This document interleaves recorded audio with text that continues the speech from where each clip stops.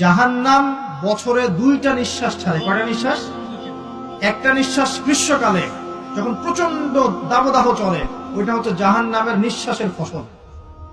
ওই প্রভাবে পৃথিবীতে এরকম দাবদাহ চলে। এই সায়েন্স বিশ্বাস করবে?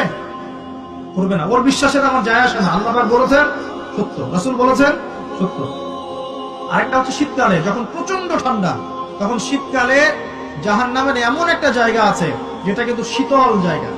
জাহান্নামের পুরো জায়গাটাই কিন্তু আগুন নয়, এমনও জায়গা আছে যেটা কি খুব শীতল। ওই শীতল অংশ শ্বাস ছাড়লে এই যে পৃথিবীতে সেই এই শীতের একটা প্রভাব চলে আসে, প্রচন্ড ঠান্ডা শৈত্যপ্রবাহ চলে আসে। এটা হয়তো অনেকে বিশ্বাস করবে না, মনে করবে যে ধর্মান্ধ কথাবার্তা। হাদিসে আছে নবী সাল্লাল্লাহু আলাইহি ওয়াসাল্লাম বলেছেন, কে সত্যবাদী? এই পুরো সভ্যতা না রাসূল সাল্লাল্লাহু আলাইহি ওয়াসাল্লাম?